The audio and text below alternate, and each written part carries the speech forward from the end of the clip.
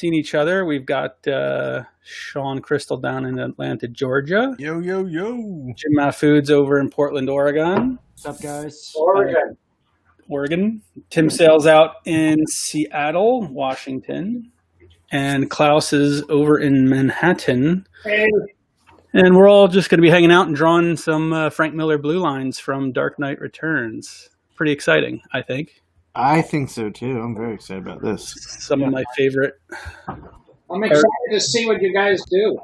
Klaus, any tips going in? No, you're completely, competent. Let's go. Come on, Shawn. You can do this. Let's see. I just want to make sure. Yep, we are live. Good. Want to make sure it's working. 1986. That was a good year, Klaus, don't you think? Yeah. This, the blue line. Pencil 86? Pardon? This blue line that we're working on was penciled for, I think, the 10-year anniversary. So it would be like 96.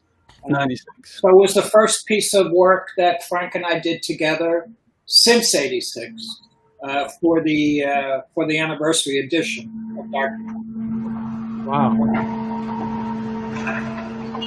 Someone vacuuming? Yeah. No, sadly, this is my life. There's an alley right outside my studio, and there's a garbage truck out there. Let's say Benjamin Lee says to say hello, Tim Sale, and to me, but Klaus and Shawn and Jim, Hey, you don't get a hello from Ben. Fucked up, Ben. Ben, how dare you? But he says hello from Seattle now, so it's all good. So yeah, 1986. Klaus, what was that like? I guess once you got those scripts, what was going through your head? Was it something exciting? I mean, at that point you've been working with Frank for a few years. Yeah, we had a break in between. He was doing Ronin and he was doing some other stuff. Between Daredevil and Dark Knight, there was a break. But in terms of the script, honestly, I never saw the script. I just got the pages. So when Frank was ready to hand in the pages, I would go up to DC and pick them up and take them home and get to work. It wasn't anything. There was no band or music. It was like a regular job in a lot of ways. Did you talk to him about it? A little bit, not as much. I think somewhere along the line he moved to LA. I forget if it was in the middle of this, but we did live only 3 or 4 blocks from each other at a certain point. So we did see each other and we did talk about stuff. Yeah. That was always a big thing. I think when we talked before, that was always a big thing for me, was trying to have the ability to talk to the writer. It's different with an inker and a penciler, but it just also helps in a sort of clubhouse kind of way. I totally agree. Yeah. It connects you to the project, don't you think, Tim? It does so for me, at least, a lot. Yeah, it does. Yeah. I definitely do my best work that way, not with just getting a job on paper and going away and doing it. Yeah, that's right. Yeah. Did you, Klaus or Tim, did you guys have any relationships where it wasn't going well and you didn't want to talk to them? No. I had relationships where it didn't go well because we weren't talking. But that's different. I wanted to talk. Let's see. There's a question from Anthony Marquez. What is it like for Klaus to ink something that he did once before, especially after a substantial amount of time has gone by? Anthony, first of all, it's I miss you. It's good to hear from you. You are awesome. I think my since I did ink this once before, my goal is today to do a better job. Was there something that you didn't like on the first pass? I didn't like the way I handled the face. I thought the face could have been done better. And so my goal is simply to, do a better job. I think I am, if I could say, I think I'm a better inker. I think I'm a better artist now. And frankly, if I'm not, I should really hang it up. So I'm looking at it from a point of view of, let's try and do this in the Klaus Janson 2020 style, rather than 1990 or 96, whenever it was. Do you have specifics about what that means, do you think? Say that again? Do you have specifics about what that means? I do. I think I understand form better, and I think my drawing is better. So, and I think my approach to Frank is a little simpler. Not quite as hairy, not quite as overworked, maybe. Just simple. I really liked working on DK3 and working on Frank's pencils, in the backstory. That was great fun. I really enjoyed the hell out of it. Klaus, I had a question for you. Shoot. In '86, when you guys are working on this stuff, you didn't know that it was going to become a cultural phenomenon, right? Or did you? Or did you? No, not at all. Not at all. Not at all. Not even remotely, and I don't think anybody else did either, for that matter. Right. So it was kind of a happy side effect of a project that I'm assuming you were passionate about anyway. It just so happened that the rest of the world sort of caught on to this whole thing, right? Yeah, I think that's true. That it's true that it was a happy side effect or a byproduct of something that Frank and I both really enjoyed doing. I think we both enjoy working together, and to have the project succeed, to the degree that it did, was definitely a bonus. Oh yeah. I mean, honestly, and I'll say this, forever. My career would not be the same. My life wouldn't be the same. So Right. Yeah. I'm extremely grateful to Dark Knight and to Frank. Definitely. Yeah. And it's just interesting. Like, you worked on something that will forever be considered one of the greatest things made in a specific medium. So. Well, that's extremely nice of you to say. That's got to feel good. That's got to be.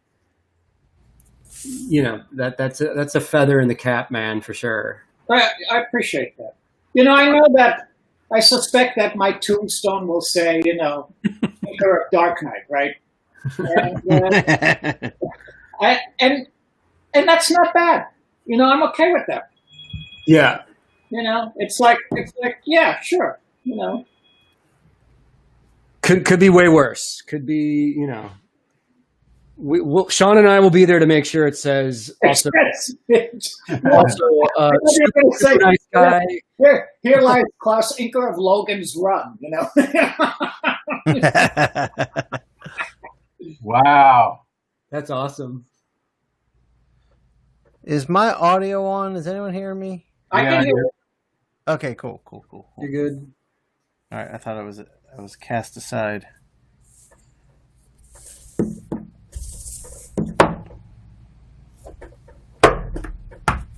yeah, the whole zeitgeist of the late '80s, early '90s, Watchmen, and to be a part of that whole changing which then got co-opted kind of by the image stuff. But the way that it was kind of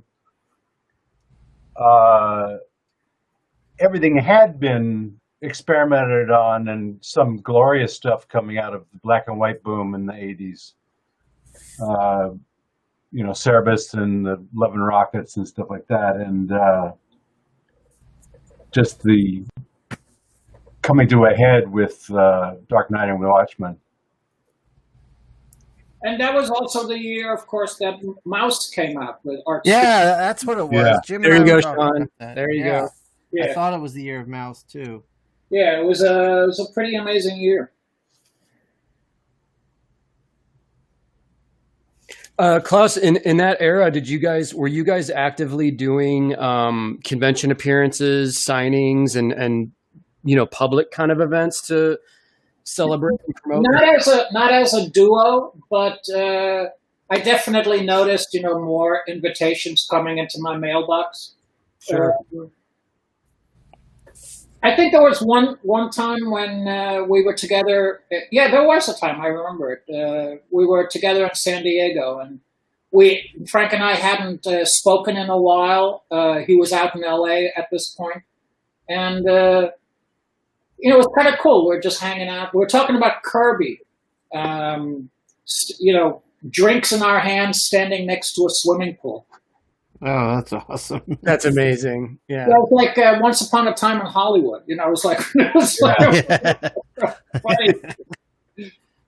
That's so cool, man. I got to have one of those drinks in hand Kirby conversations with Frank back in the Did you? late 90s, early 2000s when Bob Schreck was still with Oni Press. Sure. We had like a dinner in, I believe it was Seattle, and everyone was sitting down at a restaurant. It just so happened that I sat right next to Frank. It wasn't planned. And the guy also sitting next to Frank was not a comic book guy. He was like a friend of someone's. Uh-huh. So he was not interested in our nerdy conversation. So I basically got to have a 2-hour dinner conversation with Frank Miller, basically. Oh, Jim, I never heard that story. That's amazing. Yeah, Shawn, I didn't bring it up on our Dark Knight video. I should have, but it was really amazing, man. And at one point I got up to use the restroom and I was walking past Shrek and I had this look on my face like, I can't believe this is happening. And Shrek just looks at me and he's like, you know what you're doing. He's like, you're good. You know what you're doing. And I was just like, oh man. Cause Shrek introduced me to Frank as like one of the new guys. Yeah. And I'm sure Frank had no idea who I was, but he was completely polite and respectful. And the conversation was very easy because we're talking about like Kirby and Eisner and stuff that we can both connect on. So really cool. Something I won't forget, That's amazing. Yeah. One of the amazing things about Frank is that he knew everybody, or he knows everybody. Yeah. He had a friendship with Will Eisner. He's met Jack Kirby. He knew everybody, as opposed to, say, myself, who's always been a little bit more introverted and shy. What do I have to say to Will Eisner, right? I mean, I got nothing to say. What am I going to say? But Frank has a wealth of friendships and relationships, and he can talk about anybody from like a personal point of view. Right. That's amazing. He called me out of the blue. Must have been around 1990.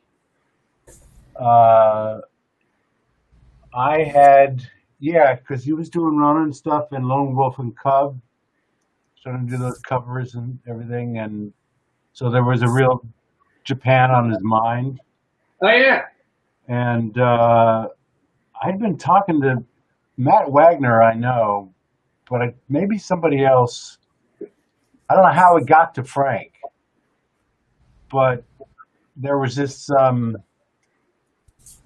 God, what's his name?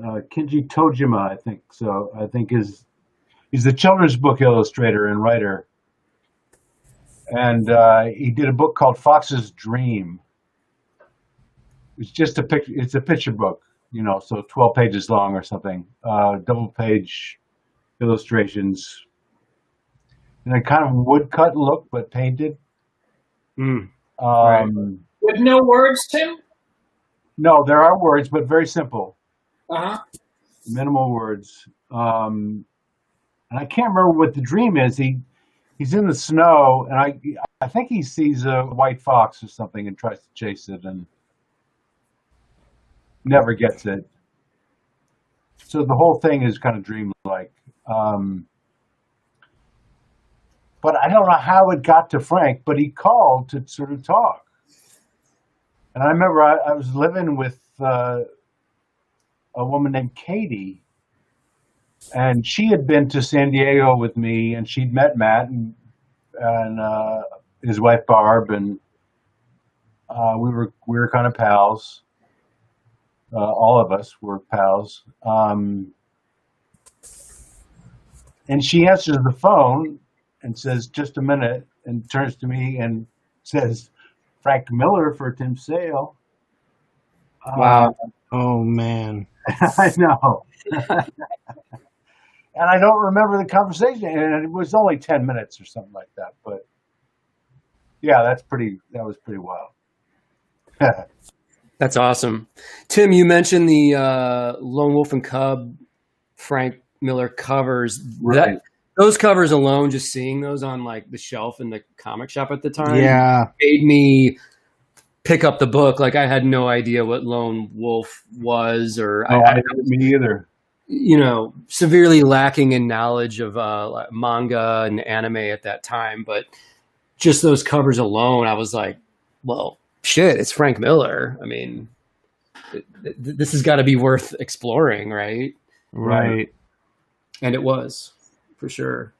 Matt ended up doing covers too. Yes. He had a Yes. run on those.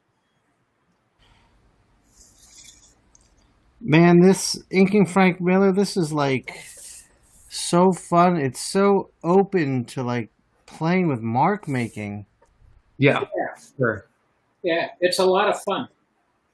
Yeah, it is. Yeah, we got Jack Davis in my head.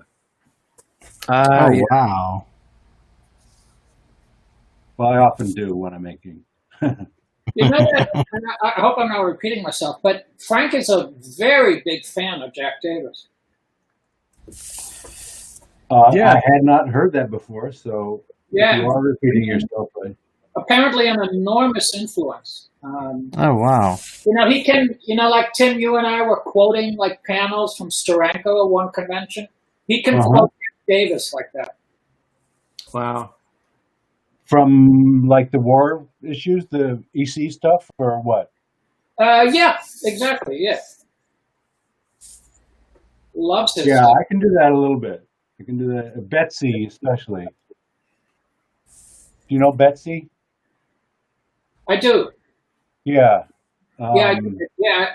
From it, that you're talking about a story itself, right, Betsy? Yeah, he wrote it, and it begins with a bad guy dressed in black riding away from an old man who he's just beaten up and taken his money or something like that from, and the old man keeps muttering to himself, Betsy's got to talk to him. And it turns out that Betsy's a gun, and the old man ends up shooting him. I remember this. Yeah. Yeah, I remember this totally. But it's just fantastic inking and tour de force. I'll have to look it up when we get off the streaming. Tim, did you work with Frank ever at any No. point? No. Okay. Well, people give me shit about Deathblow in that way, but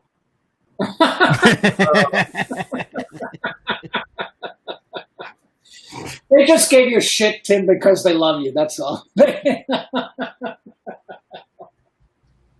doesn't love me, Klaus? Come on. That's hilarious. So you guys, I called or I texted Klaus yesterday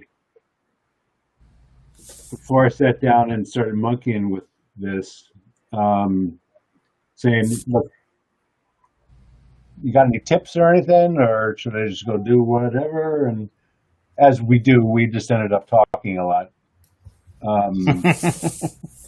hanging out, and but it was very helpful. It was great, Klaus, even just to talk and chat and kind of relax me a little bit. That's awesome. Klaus, does Frank know we're doing this today? You know, I sent them an email, but I didn't get a response. I think that, you know, they're really busy with promoting Cursed, which, you know, came on Netflix last week. Right, right. So I'm not sure even if he's in country, but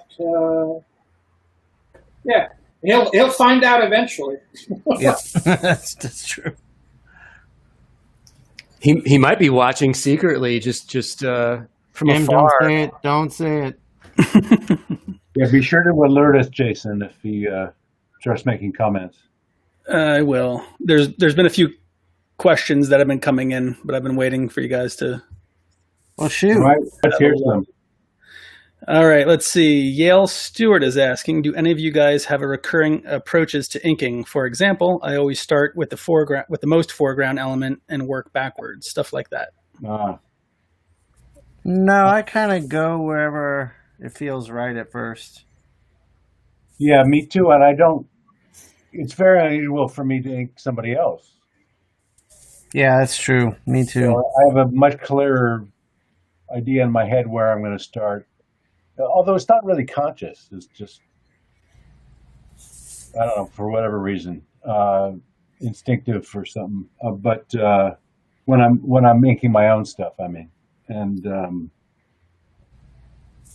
but no, it's not a rule.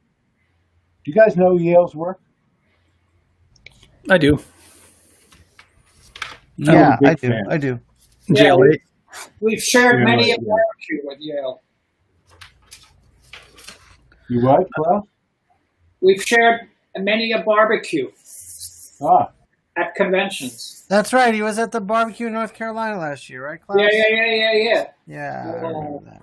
And Yale, and I hope Yale, your dog is doing fine. yeah, he posted a picture yesterday. He finally. Oh, he did? That's awesome. Let's see. Well, he Federico. posts 50 pictures a day, you know, so.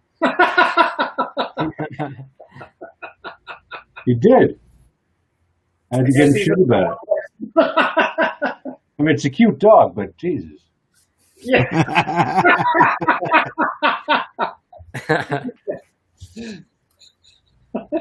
Let's see. Federico says, you all need to attend the Lake Como Festival in Italy next year in May. Beautiful location, beautiful people, amazing artists all together and relaxing atmosphere. I very much want to do that show, probably more than any other show right now. We were scheduled to be there, but Yeah. had to cancel. So Matteo, Klaus, Tim, and I, and Mo were supposed to go. Yeah, that was ground zero for the Yeah, of the COVID that they had over there. Yeah. If he's extending the invite, then yeah, I'm there. Oh yeah, as long as we got a Jim, let's go, bro. I'm Let's go next. I'm as long as down. we got a vaccine, I'm there. Yeah, I still have not been to Italy ever, so that's on my. Oh my God. That's on my list, man. Like, Dude, we gotta have Matteo set up another tour like he Yeah. did last time. You come on this one. Yeah. Mo hadn't been there either, so she was pretty devastated. Yeah, my kids were supposed to go to Croatia. Let's see. Yale says you can just unfollow him if you don't want to see pictures of his dog. No guilt. No guilt. Let's see. Well, Tim, I think you've been put in your place. That's Can't hilarious. take it. And I think Susan's in here watching, so you better be careful, Tim. Hey, Susan. Here's the one. Klaus is a fellow legendary inker. Any thoughts on Joe Sinnott? Did he influence you? Ever meet him? Asked Mike Twitty. I never met Joe. He was not a frequent visitor to the office. He lived upstate. But I think that Joe was, I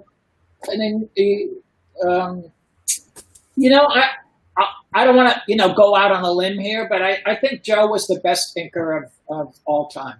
And All time? I think Tim and I were talking about this the other day. Yeah. And Tim is right. He didn't look good on Neil Adams, or not everyone. But I always thought that Joe was the ultimate professional, and that you knew what to expect, and he was reliable, dependable, and amazingly gifted. And one of the things that I really liked about Joe's work was that he epitomized the theory that the best inkers are also pencilers. And he knew how to draw, and that really made him that much better of an inker. Well said. Yeah. He's certainly my favorite Kirby inker. Oh yeah, yeah. His rocks and his texture and his backgrounds. When that issue with the first issue with Mole Man, it was just amazing. His caves and the way he handled his brush. I used to envy and try to figure out how he did his sort of burst lines. Yeah, yeah. Because they're all freehand and they're all so just beautifully done. Yeah. I mean, he wasn't the only guy that could do it, but he was the best at doing it. I thought. And you certainly get a lot of practice doing that working with Kirby. So, For sure. As a kid, I always tried to figure out how inkers were doing that. I mean, I thought they were using like a ruler. Yeah, I did too. And you really can't use a ruler, right? Well, I guess forever. Yeah. You just have to do it quickly. Right. But still, I never got it. I never mastered it. One of the things that I think up and coming artists I don't know if this is true, but I've seen it in school where kids don't realize that when you're working, you should use both hands. That you can turn the page, Yes. Right? Yeah. Oh my God. Yeah. Like I remember I think I filmed a little video of myself inking something and put it up on Instagram, and Tony Moore DM'd me. He's like, "Do you always turn your paper that much?" But I'm always angling. Like, I feel like inking's a game of finding the right angle to make that stroke with. Yeah, I used to. I don't do that much of it. Dave Johnson's another guy who just half the time he's working upside down. He's constantly turning all the time. And I remember, for some reason, I just on my own came up with, if I'm a really good artist, I'd be able to do it without turning the paper. Just an idiot. I love how we create these ideas in our head. I've long given that up, but I still don't do that much of it. Turning.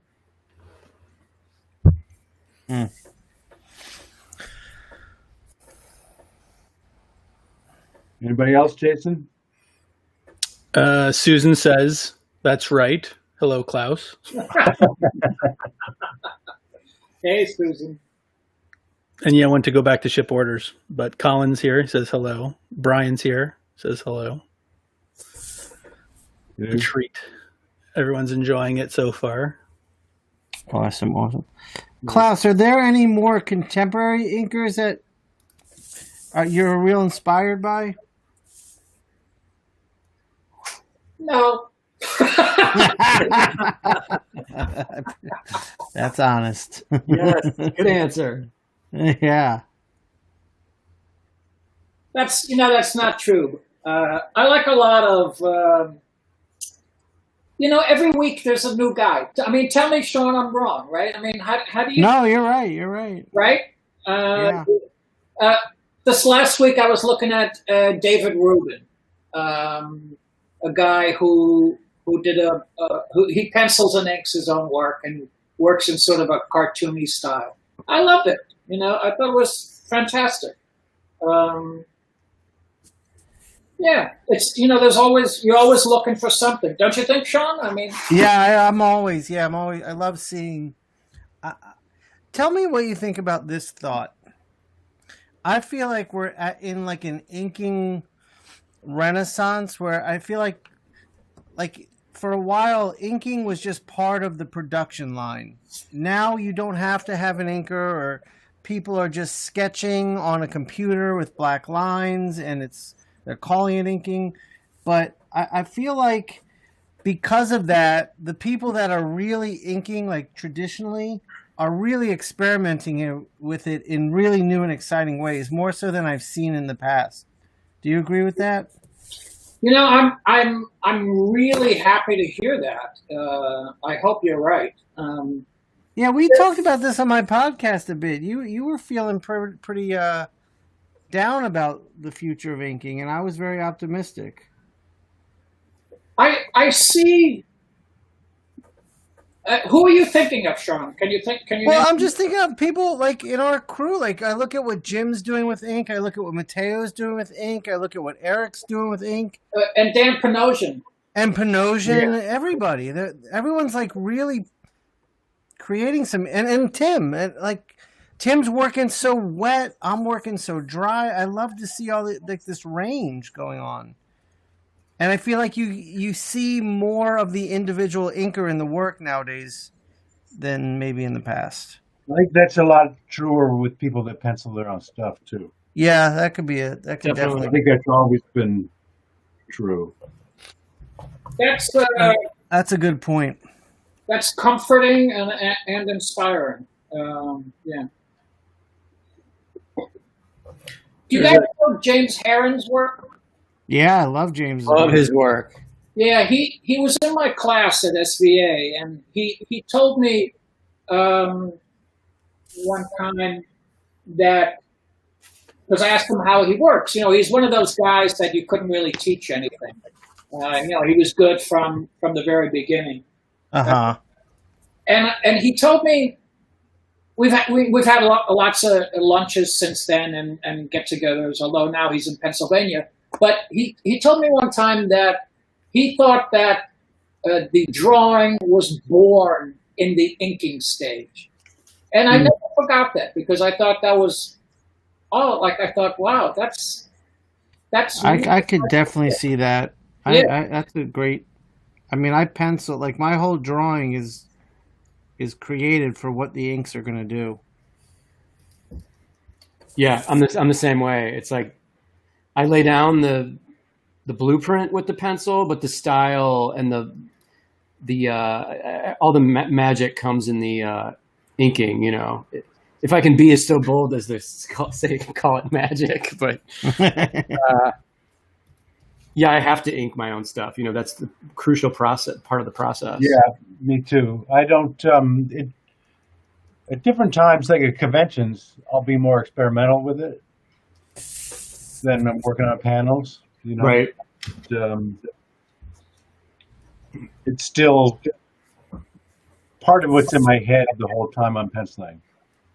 Yeah, me too. For sure. You guys say that's the most fun? That's the most gratifying part of the process? The inking? Not always for me, but it certainly can be. Yeah. It is. Pretty much. Jim, you have a question from Ethan asking, what started your affinity for the parallel pen? I was using these felt-tipped calligraphy pens back in like 2006, and I liked the line variety you get by just immediately like twisting the pen as you're making the line. And Ashley Wood saw me using these using the felt tip ones in San Diego Comic-Con in 2007. He was like, "Hey, don't mess with that felt tip shit. Check this out." And he turned me on to these metal tipped, the Pilot Parallel pen, which everyone sort of, knows about now. And I don't. Well, Tim, we're sending you a box right now. And by the way, if anyone from Pilot is watching this or anyone knows anyone at Pilot, you guys should be sponsoring me at this point, because I've been promoting this pen since 2007. And where's my royalty? Where's my show a little love? Yeah, show some love, people. That's right. But no, I just like the like weird metal square you're inking with this almost like knife thing that you can just get all this crazy variety with one pen. So that's my answer. Sounds more like Is that a pen you can get like at Staples, or is it an art store? You can get it at art stores now. When I got first turned on to it, man, you had to just order it like on Jet Pens online, but Sure. they've become so popular now that you can get it, at Dick Blick or whatever. But that being said, I still use brush pens and microns, and it's kind of like whatever does the trick. Well, it's whatever the job needs. Yes.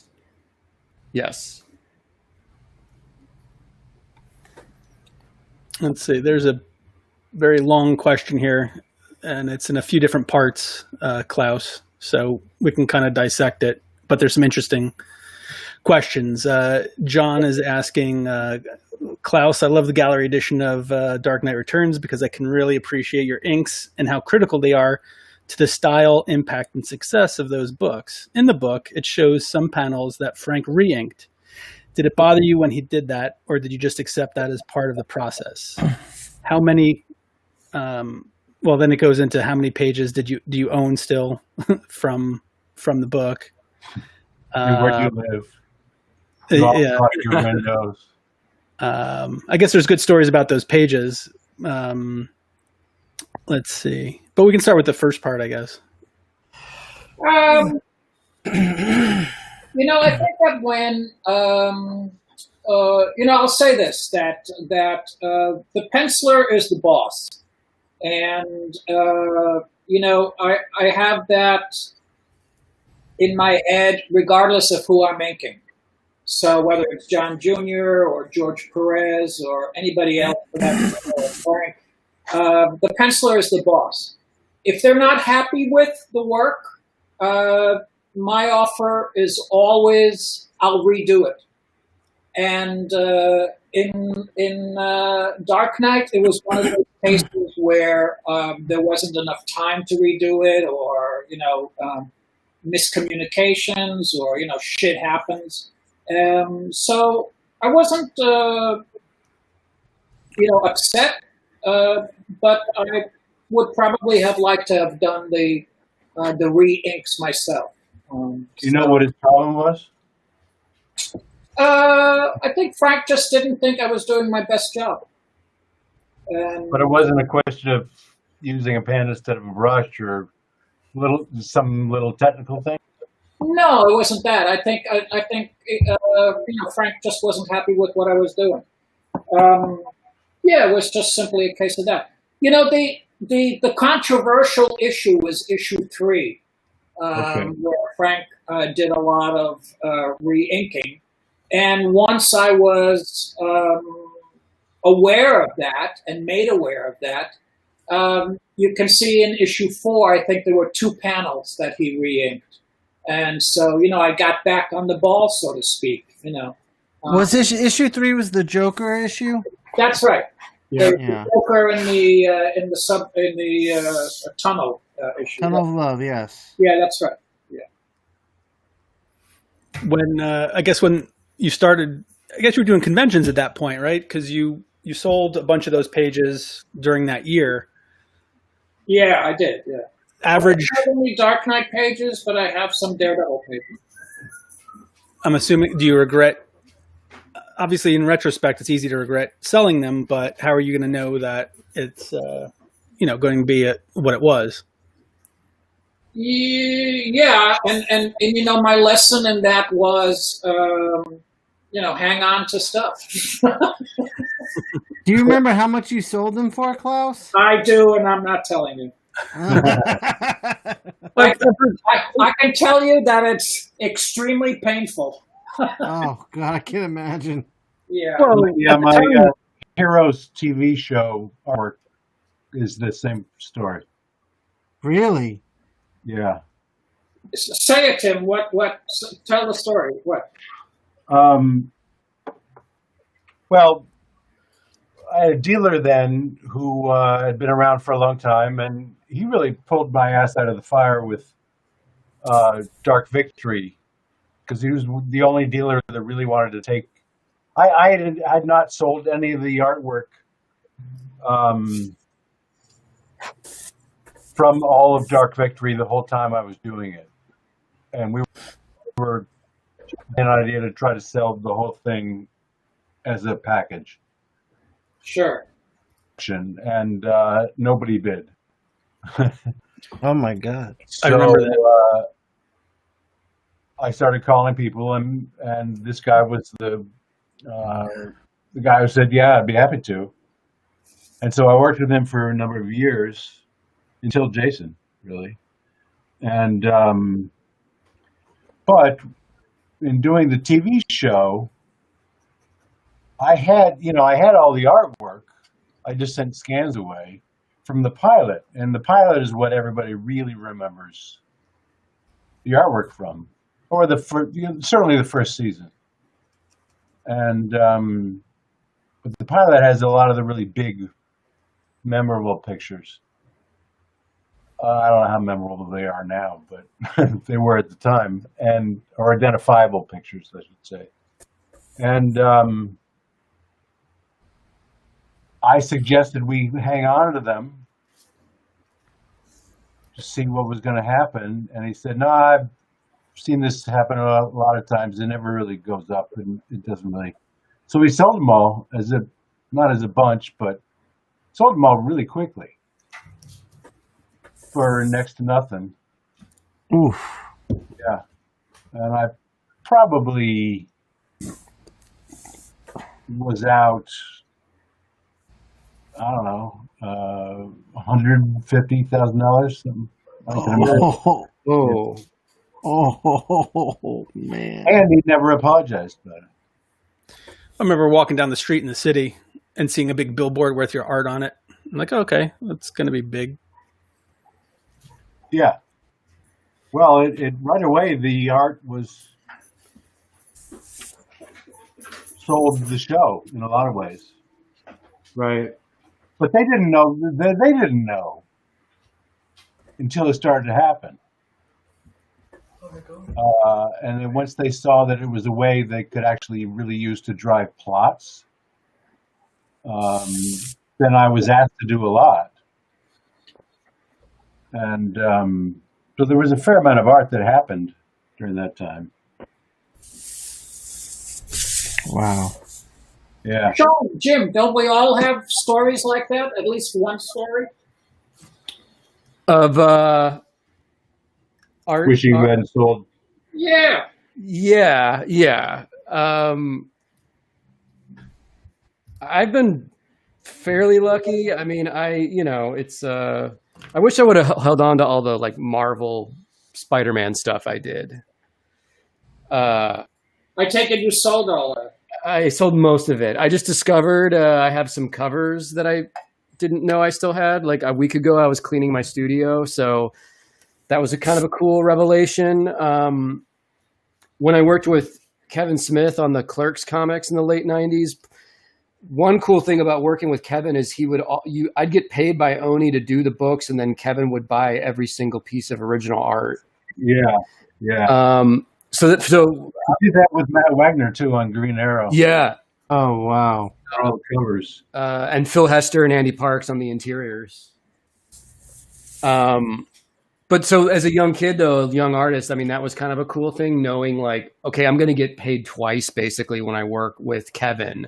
Yeah. That's awesome. The downside is I don't own any of that original art, Yeah. but I'm assuming it's in like a vault at Kevin's house, maybe, or Yeah, I can't see him getting rid of that. No, not on his own creator-owned stuff. I don't think so. Right. Tim, I was going to make a joke in reference to your story of like, could we get like maybe Dan Panosian and Jeff Johnson involved to go after people and maybe rough them up? Or You mean the buyers or the art dealer?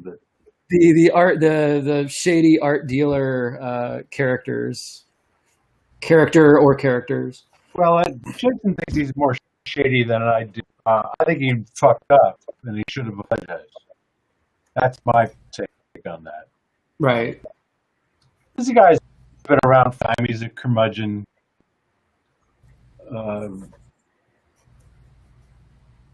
A curmudgeon in comics? I don't believe it.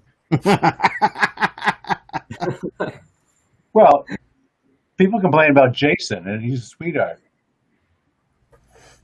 So there's an awful lot of entitlement from fans. Yeah, that's true. On That's as well. But Right. Well, I'm the guy that has to say no. So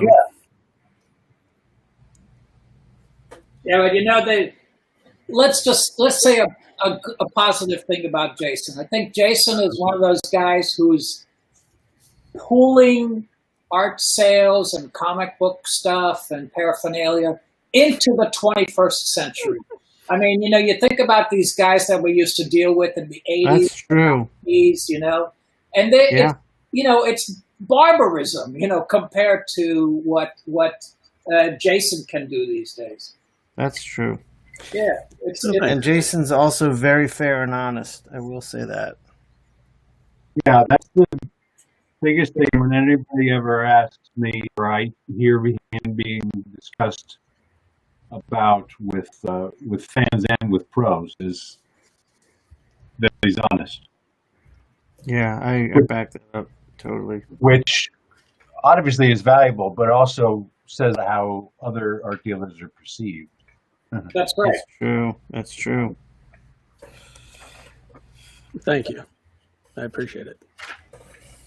We didn't mean it. Oh, okay. Now where's that fucking money?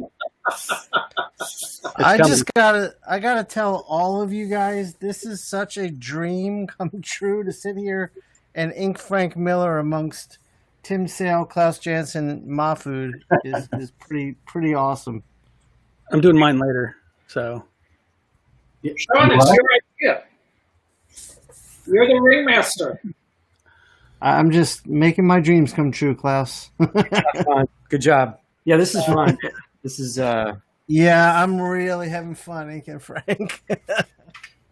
there's a question. Are these pieces going to be auctioned later? Yes, they are indeed. Yes, We'll be posting on social media when they're going up.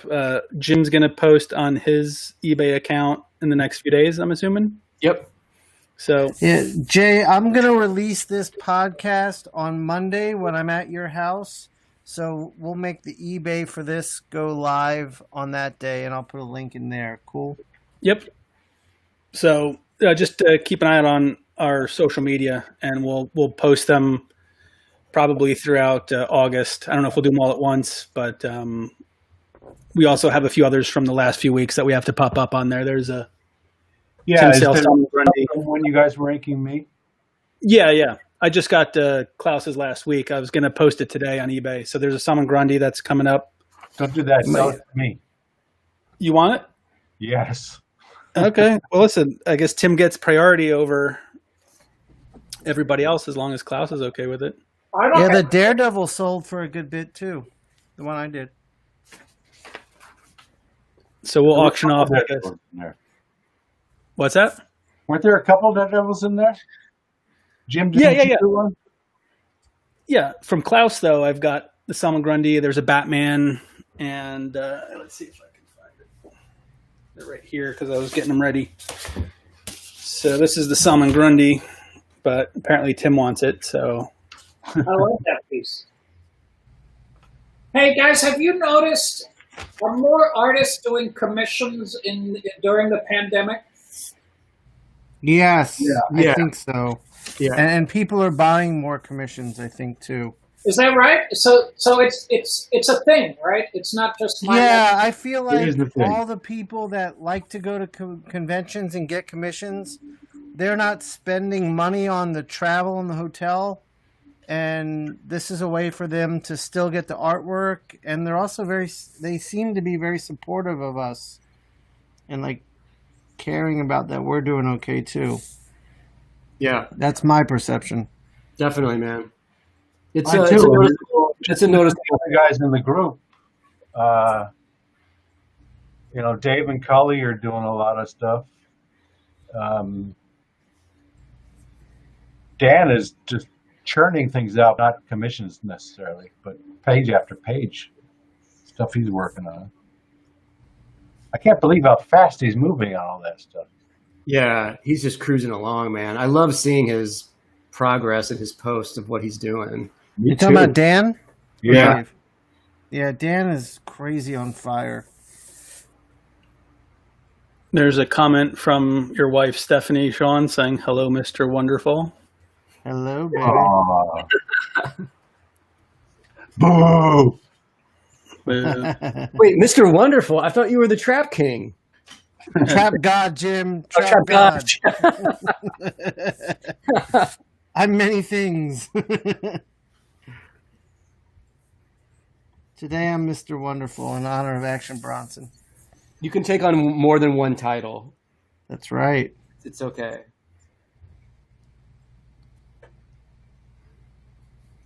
Are we going to have to call you that, Shawn, from now on, Mr. No. Wonderful? You don't have to, but I would really appreciate it.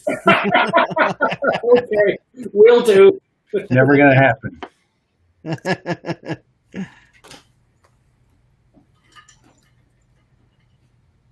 Yeah, Ryan, these will be up on eBay on both Jim's account and then on Essential Sequentials, which is Thunderbolt 14. But we'll make announcements on our social media when they're ready to go. We have a few backed up, so there's some from the John Romita Jr. stream that we have, some from the Tim Sale stream, and then these will go up probably next week sometime.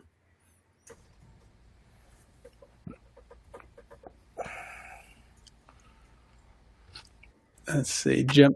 Jim, did you finish? No, I'm just sending you, Jason. I just emailed you the link to my Vampirilla piece that I inked over Tim. That's on eBay. Right Current. now? Yeah. Okay. Hold on. Damn, Jim, that is looking hot. Oh, thanks, man. That's dope.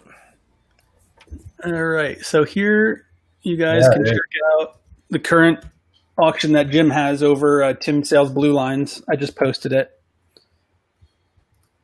It's currently at $500. Wait, no, that ended. Oh shit! Did it? They said they relisted it. Wait, see original listing, relisted. All right, so okay, here it is. Got to find the right link. Oh shit! Sorry, man. No worries. Good work, Jim. Way to go, Jim. Hey, I'm just trying to get it out there. I'm just trying to get it out there to the people. It's all about the people. Alfonso is asking if Mr. Wonderful is giving online classes. I am launching a series of educational downloadable videos, and I've shot mine. I'm shooting one with Mr. Mahfood soon, Mr. Kennedy, Yep. Mr. Tommy Lee Edwards. Are you monetizing this, Shawn? Yeah. Klaus, I missed teaching. I couldn't find myself going back to work for a school. I just couldn't do it. So I was like, why don't I create? Basically, my goal is, and I want to talk to you about this, to offer in the end, a full library of comic book art education that someone could spend a lot less than art school costs and get a far superior education in. Is my goal. Wow. I like that. Yeah. Tim, Klaus, what are your guys' thoughts on art school for? Is it something you recommend to aspiring comic artists, potential illustrators, or what are your thoughts on that? Tim, you want to? Well, it's not something I think about much, but yes, I always liked. Well, I was a terrible student, and I think I've told the story before about. I know I've told the story before about coming away from the John Buscema workshop thinking I didn't know how to do comics. Right. And the storytelling especially. I didn't have a sense of what to do. And then all of a sudden, years later, I did. But a lot of that came from looking at other people's work. And I was always much more of a tip guy. I like to get tips. You know what you should do is this, or use this pen or this brush, or rather than other kind of stuff. And some of that is just being shy. And, I didn't like pretty much being critiqued, especially by a class, if they're going to put it up in front of the class and talk about it.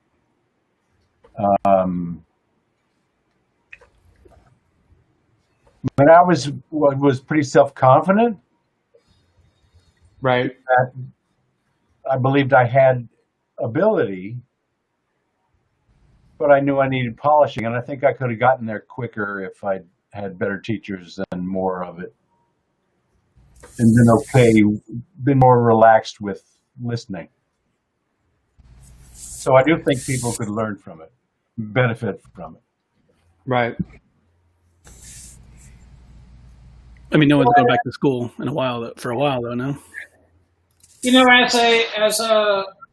Currently as an instructor, I think that school is really helpful for a lot of different reasons, in addition to, say, the curriculum or the actual, subject that you're studying. But it isn't necessary anymore because there are so many other options, including, YouTube and Shawn's program that he's constructing. Yes. There are so many other options that are available that the cost of school, $35,000, $40,000, $25,000 a year is minimally, yeah. Yeah, it's unbelievable. It's unreal. And if you can afford it, great. But if you're a self-starter, you don't need it. The problem is that I find that, signing up for a year or for 4 years or 3 years, if you go into the Kubert school, it gives you real structure and it forces you to go into school and into class.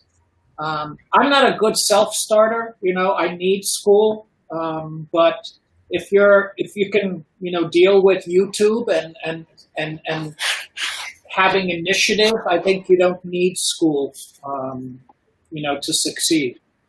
Mo's daughter wants to go to Kubert school. Mo's daughter? Yeah, she's been asking about it. The one that's into art, right? The one that draws. Yeah. Mm-hmm. She's actually good. She's really good. Yeah, she's quite good. She needs some direction. Is the Kubert school? It's not a 4-year program, is it? It's 3 years. 3 years. Okay. Yeah. Although they're thinking, I think, and I can't speak for them, but I think they're thinking of some 4-year classes, or maybe extending it to 4 years. Is Anthony still on, Jason? Anthony is still there. I can't see who's in the room unless he says hello. Anthony Marquez is the head of the Kubert School now. Oh, right on. Okay. Yeah. He's doing great things with the school.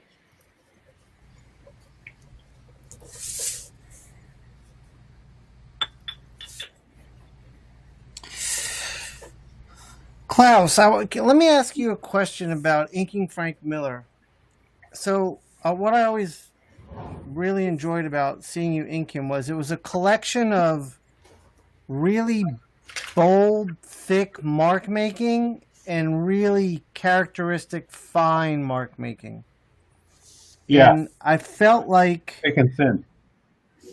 yes, and I loved felt it. like Klaus, when you ink him, are you doing the bulk of the like bold mark making with a brush and then switching to a nib for the fine mark making? Generally, I think that most of this stuff is in brush, but yeah, I'll switch to a nib, a 103 Hunts, and do some noodling around with that, some cross hatching, maybe some texture work. Okay. Some smaller faces, but Right. there is a certain cohesion. I'm sure you know this. There's a certain cohesion if you do it all in brush. Yes. So you Yes. have to be, you have to keep it in mind that you're switching to a nib and try to meld the two. But Right. I feel like I melding. always tried. What were we saying, Tim? Well, depending on what you mean by melding, I like not melding. I like the contrast between the pen and the brush. Do you? Yeah, that's thick and thin. I'm big fan of that. I've wrestled for a long time, and it was mainly from looking at Klaus's work with whenever I picked up a nib, like the brush is such an organic, graceful tool, and the nib is like hard steel, and I could never find a harmony between the two that I enjoyed, and so I never really could figure out that thin and thick. But today, inking this, I'm just using my brush, and I feel like for the first time I'm able to really capture that. oh, great! That's amazing. Yeah, it feels good. I just could never get. I mean, I pick up a nib all the time, and Tim, it's funny what you just said is something I've kind of embraced, where I don't worry about the two harmonizing. Now I'm using a nib in situations where I'll be creating a reality separate from the one my brushwork is drawing, or creating depth and atmosphere by using nibs in the background and brush in the foreground, so that the fact that they don't harmonize works for the composition. Yeah, Well, Go ahead. I mean, it's. I'm always drawn to more graphic inkers, and Klaus is one of them. And it's a couple of things. It's a combination of thick and thin that often contrast with each other. Right. I like that look a lot. I'm just starting in with a marker here on this Batman drawing. Oh, cool. But also, Davis, who only used a brush, as far as I know, would get thick and thin just with the brush. But it's certainly a cross hatching or nibbling and scratching at stuff, feathering with brush that you just can't get with a pen. Right. It's also very graphic that I like a lot too. So I think the problem with a nib that I find is that it's not really good at feathering, and so Right.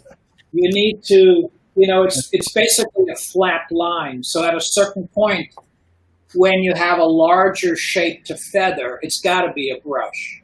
If it's a smaller shape, a smaller figure or a smaller face, you can use Right. the nib and get away with doing pretty much a flat line for the feathering, but the brush is just so much more versatile. Yes. Yes. I agree. I see a lot of fear in kids in class when they need to, if they try using a brush, they're just Yeah. they're so scared. Yeah, there was a big thing at the workshop. The senior taught inking, and he said, "Don't use a pen, use a brush.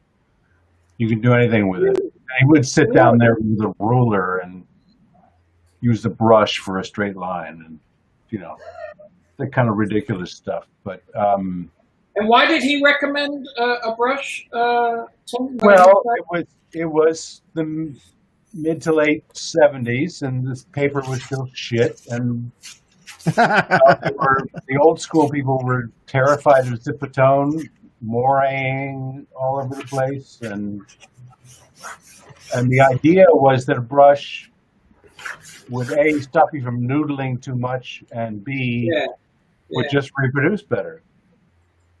Bigger lines, cleaner, that kind of. But it was funny. I came home then and said to myself, "Well, okay, brush. Let's get a brush." I got the finest brush I could, and he used it just like a pen.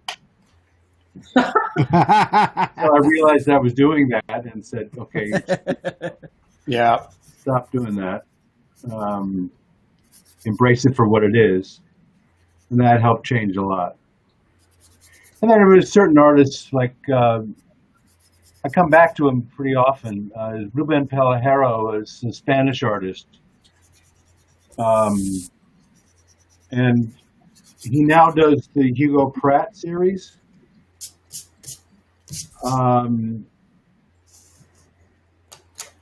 But I came to know him when he did a series called Dieter Lumpen.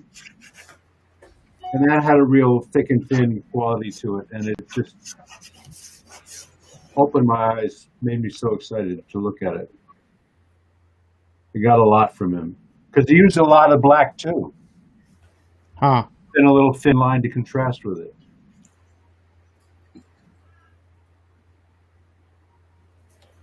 Brush. Klaus, I recommend any Dieter Lumpen collection. I really recommend to anybody. what was Nice. the artist name, Tim? Pelejero, Pellerro. Okay. Anthony's is here, Klaus. He's responded. Oh, good.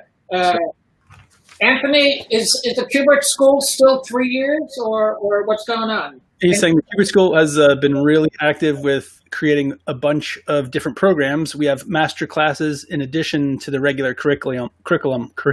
Nice. For example, Andy Kubert teaches a master class only for our students that is specific for DC Comics to use for reviews during the third year. We've also expanded into online courses the past year as well. Good. Nice. Yeah, Anthony is really he's completely into making the Kubert School better. He's got so much energy. He's one of the best things that happened to the Kubert School. He's great. He's terrific. Klaus, what would you do to help your students get over the fear of the brush? Oh, that's a good one. Because I remember what I used to do. What? Tell me. I would bring in a model and we'd have a life drawing session where they could only use a brush. Nice. And the idea was start to just draw. It gave them the idea that they were just drawing. And I mean, I don't know And if it was that's how terribly terrifying that'd successful. be. If what you're scared of is making a mistake, I can imagine how terrifying that would be.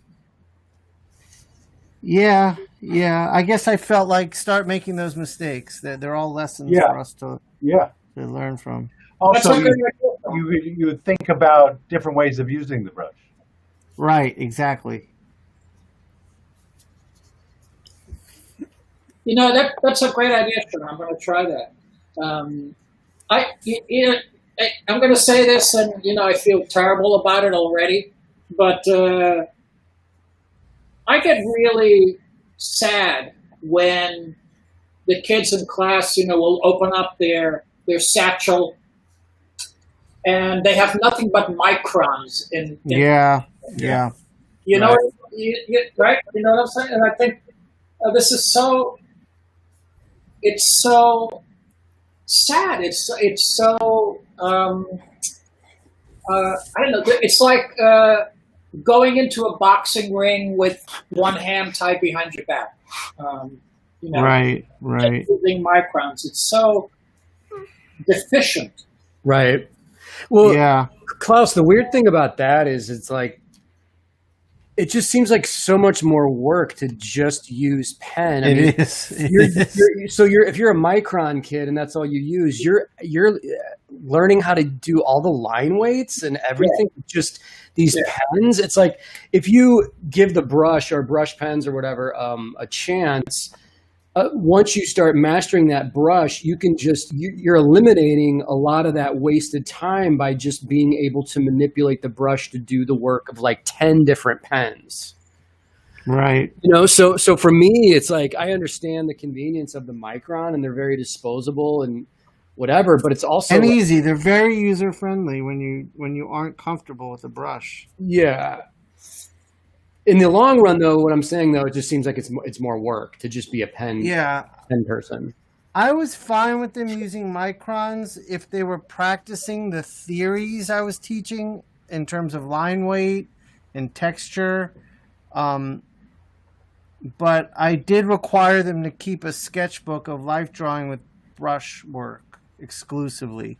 Right. And my hope was they could learn the theories with something they were comfortable with and then become comfortable with a tool that would be much more effective for them.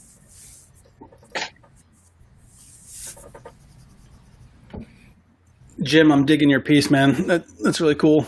Thank you. You got the grittiness down. Yeah, well, you're rocking it. I'm here for the grit, Jason. That's all I need. I don't even know what that means, but I'm here for the grit. It's Monday. It's Monday. It's Grit Monday. Yeah. Now, guys, I'll let you know what allowed me to master the brush when I was a kid in college. I think I told Shawn this story before, maybe even on here, but I was in Kansas City and Hallmark's headquarters are in Kansas City.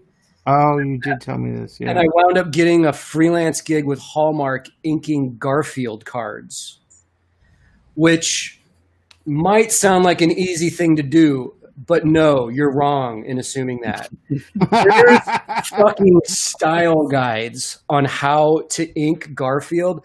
I had to work with like a trained Garfield inking expert, which is a position at Hallmark. He was my boss, and I had to go through like a training session. And once I passed it and received his, approval, it was all brushwork. But if you look at how Garfield is done and drawn and inked, those lines are like perfect lines. Like you have to meet a certain criteria. So I just think it's funny that like I learned how to ink with a brush by freelancing for Hallmark on Garfield, the blandest, most cartoon character that's ever existed. Alfonso's asking then, what is better, a traditional brush or a brush pen? Fuck those brush pens. Traditional don't ignore what I'm doing right now with this brush pen. This is just for effect. This is just a thing. You want to learn how to ink with a traditional brush. Yeah. Kind of like this guy. I agree. Yeah, I agree totally. There's nothing like a real brush. Having fun with the ink.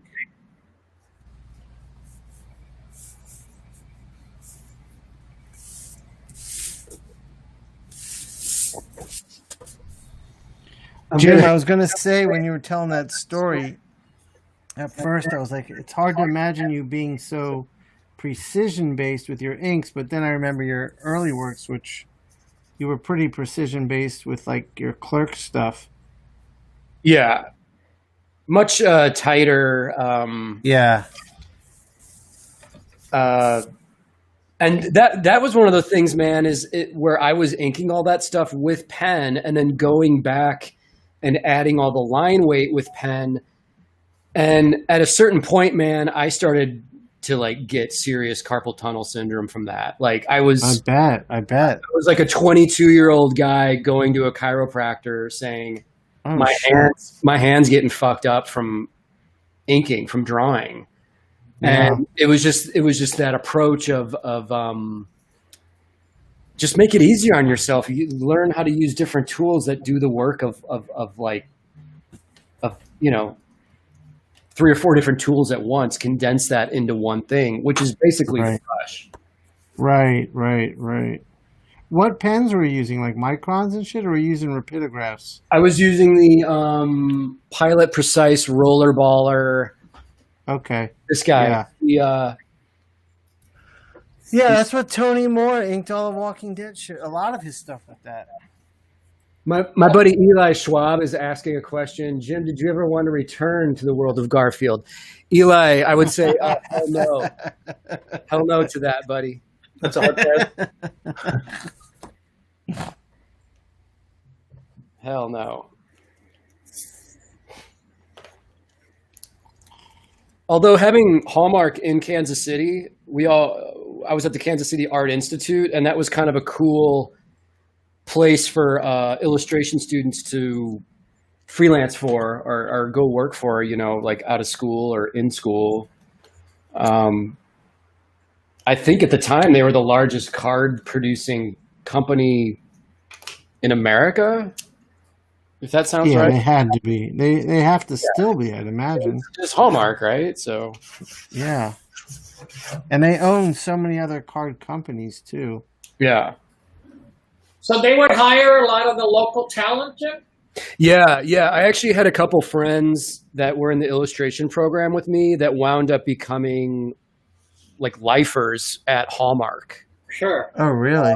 And man, once you're in though, that's not my style, but once you're in there, they completely take care of you with, Yeah, I bet they're paid, huh? paying well, full insurance, medical, taking care of people's families. It's Nice. if that's one route you want to take, that's an option. Right. When you were talking about it, it sounded like animation in a certain way, where everybody's going to draw Mickey. It's got to look like Mickey. Exactly. There's no fucking around with the inking. It's a very specific style of simple line drawing inking. Yeah.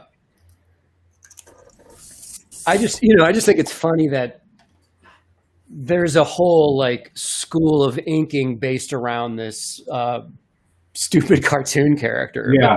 But that's just how it works. Like if it has to look a specific way, otherwise it's not the character. Right. Right. Well, Peanuts would be the same sort of way. I'm sure that Davis made a deal with Hallmark that Sure. Yeah. to use his character as the go-to. Definitely. Yeah. I'm sure, man, Tim, if there were these style guides created for it that Jim Davis or his handlers or whatever, they had to approve all of that stuff, right? Before it went out. Yeah. Yeah, I'm sure. I think he And stopped drawing it pretty early on, didn't he? Or Yeah, stopped I think inking so. it. Yeah, I think you're right about that.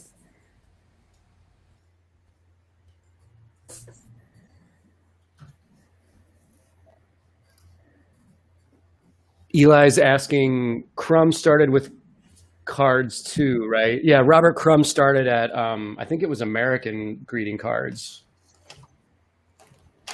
Yeah, didn't a bunch of those underground guys start there? I'm not sure if they were specifically at American, but I mean, I know Crumb was there before he made the move to San Francisco. But I mean, Shawn, come on. Once you start taking acid, like you're not going to stay at a greeting card. Right. You know what I'm saying? Like you're not going to go Once, in. Jim, once you've expanded your mind.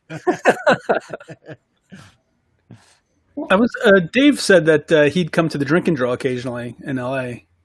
Crumb? Yeah. No shit. Jim, did you ever see him there? No, I missed him every time. And God.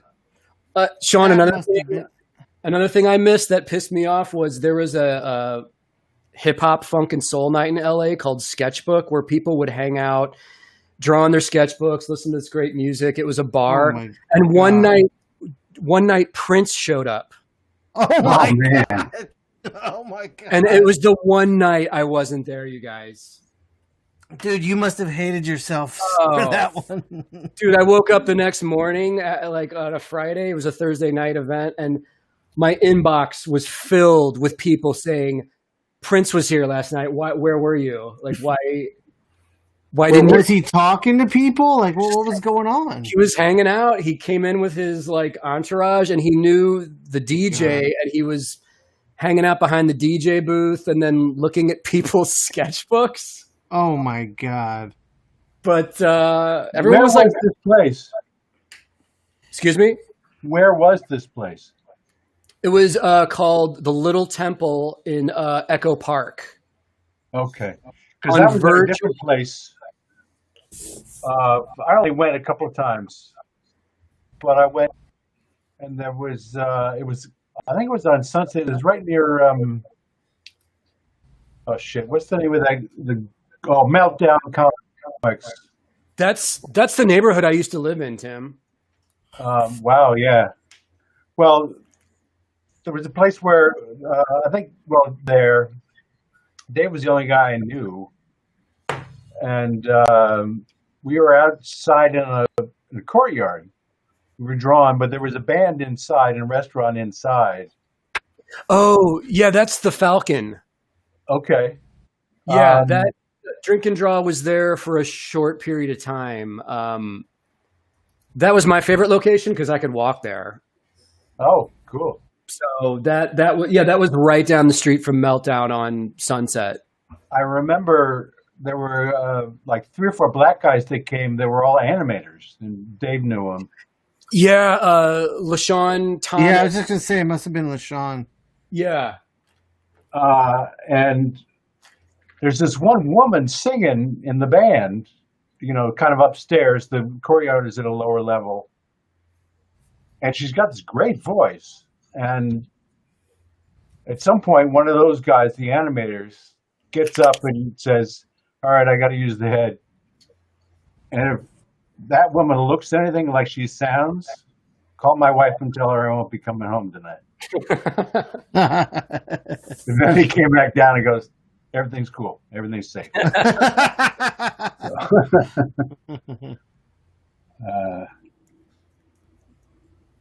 Yeah, I miss those LA drink and draws because you never knew who was going to show up. It was always a fun, totally random gathering of people with Dave Johnson, Jeff Johnson, and Dan Panosian as the kind of, heads of the table. Right.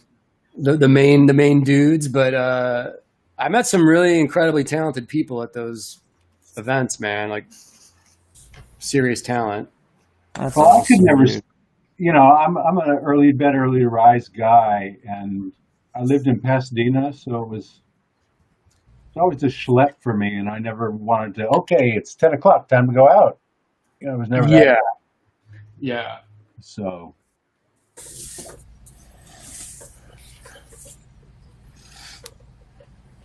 Definitely curtailed a large part of what LA has to offer people. If Oh yeah, you're not yeah. a late night person. Well, like you said, just the driving part of it, man. Of like, it takes an hour, to get everywhere. It just, especially if you're in Pasadena. yeah, right. How long were you there for? Almost 10 years. Oh, okay. You did. You I figured, grew up dude. in Seattle. I'm from Seattle. I'm a Seattle guy, so I'm back home. Nice. Yeah.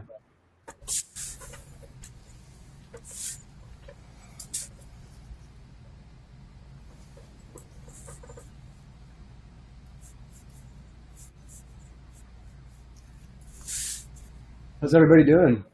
Good. There's a lot of work on this cape. Yeah. Yeah, I was really one of the reasons I called Klaus is okay. How much of this arm actually shows, and how much doesn't? Yes, I'm figuring that out on the fly. It's a little much. Well, you can't figure it out. You have to just make it. I mean, because it doesn't figure out. Right. Yeah. I'm learning that as I go. But I think I'm going to start going a little more graphic as I get. I didn't see Jim. I didn't see your Q-tip today. Oh yeah, it was like a brush pen kind of day, I guess. But I'm actually out of my black calligraphy ink, so I have some stuff showing up hopefully today or tomorrow. No, I told Susie about the Q-tip, and she loved the idea. Nice. It's just the little discoveries that different people make that. Yeah.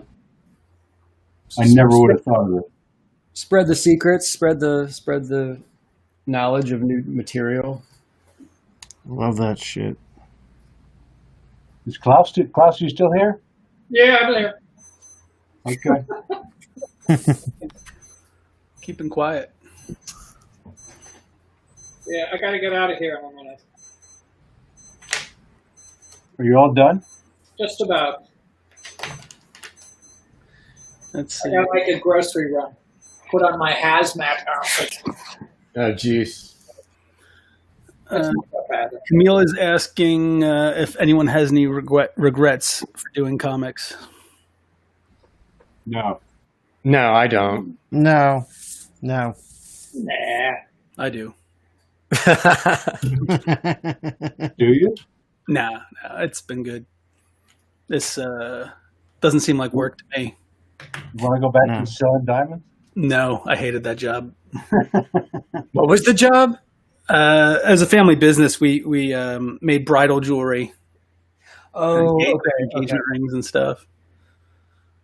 So it was good. I learned a lot, but you know, Jay, did that prep you for like understanding sales and stuff that you could bring that knowledge to Oh, yeah. what you do now?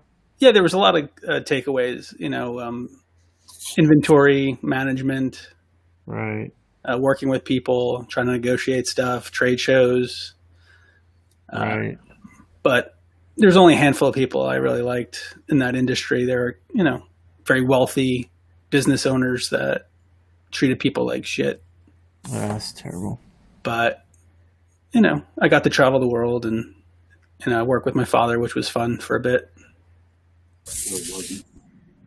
How close was Uncut Gems to reality? There's some shady people. Yeah, there's shady motherfuckers in that business. Like, yeah, I would say that's. I knew people like that. Yeah.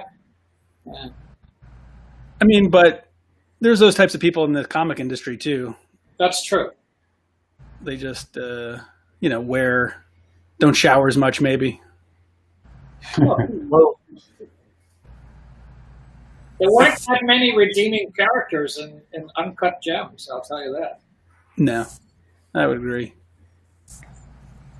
Is that movie worth watching? Do you guys dig it? I'd wait for it to come out on It's on Netflix. It's on Netflix. Yeah.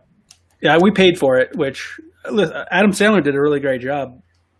But I really want to see it. what else? We watched King of Staten Island last week. Oh, how was that, Jay? Thanks. It was okay. I Where like. did you watch it? Huh? What network did you watch it on? Just on a variety, like on demand, whatever it was. It wasn't as good as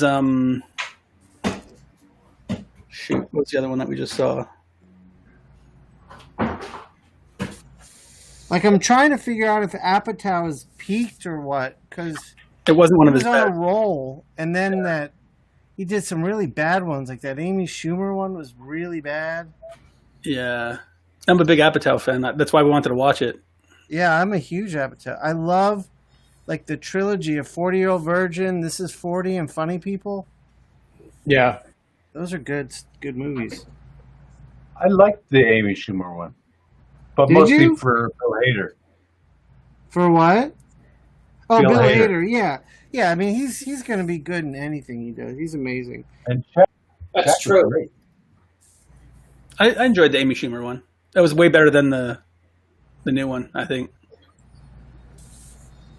I don't know. That cheerleading scene at the end was a bit much, Jay. Well, there's another one that just came. Oh, Palm Springs. Oh, how was that? I want was to see great. that too. That was a good. Yeah, that's. Oh, that's really? definitely- Oh, okay, yeah. awesome. It's on Hulu. Yeah, really good. That's what we watched. We were hysterical on that one. Oh, all right. That's Andy Samberg, right? Yeah, he's amazing. You have And to be J.K. stoned- Simmons is in it. You have to be stoned to watch it. It helps, but you know, it's like with anything. I think.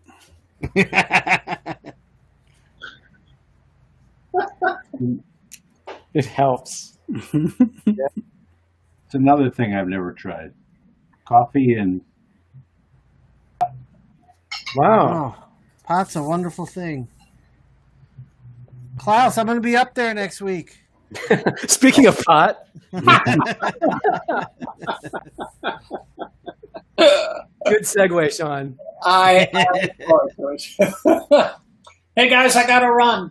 But I loved what happened today. This was great.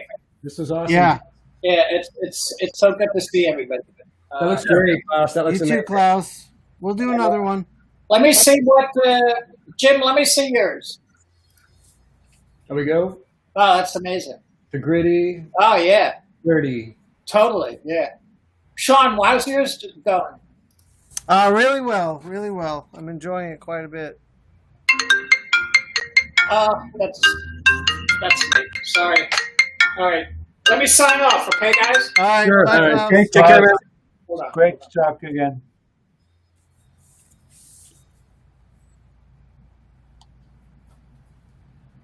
Got a hot date. No, hardly.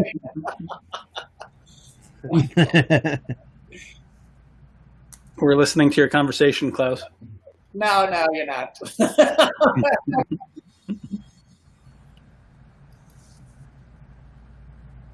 Let's see. Tim, are you able to move when you have another chance to move the art closer to the camera? Yeah. Yeah. Tim, I think you did the right thing taking the time to figure out that arm. This is a little hard to do on the fly. Well,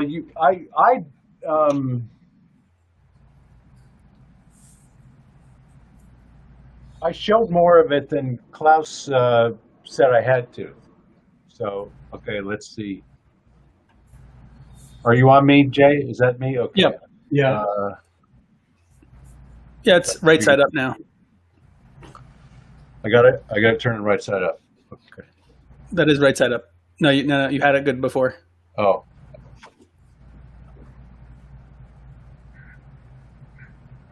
There you go. Yeah. Oh, yeah. Nice. I'm now thinking I shouldn't have showed so much arm. Yeah, I was going to ask you guys, like, how much should be showing? I just am showing, like, the arm right up in here, torn, like the cape is torn. Yeah. And then here, it's not exposed, right? Or Yeah, Klaus suggested this whole area with the upper forearm and lower part of the bicep and tricep could stay covered. yeah, And I think it would have been better that way. a little confusing, but That's the fun. That's the fun. yeah. Jim, what kind of camera do you have? I have the Logitech. You have the C922, right? Yeah. Okay. So Tim has the similar one, the 930. So I wonder why yours is such a better quality. Probably Tim's internet connection would be my guess.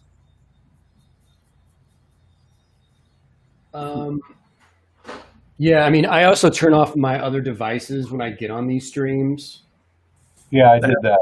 With the Wi-Fi, I don't know. I'm assuming that matters. Does it matter? Well, yeah, it takes bandwidth, but Well, I haven't cut out. that's true. Baby steps. Yeah. Jay, can you, real quick, I want to see, is there a difference in my camera and Jim's? Because I have the Brio, which is the 4K HD one, and Jim's is just the HD. Yeah, yours is pretty clear. Yeah, mine's pretty badass, huh? But That's Jim's awesome. is as well. It just takes a second to. Yeah, Jim's is good. Yeah, no doubt. Yeah, that's looking solid too, man. He's a scary man. Batman is a scary man.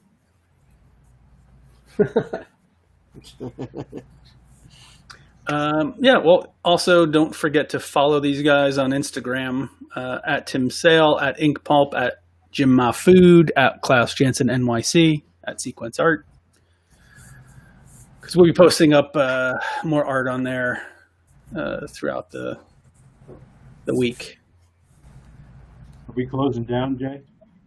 No, we can wait a bit. Tim, Shawn still got some to do. You have a little bit to do, but it's up to you guys.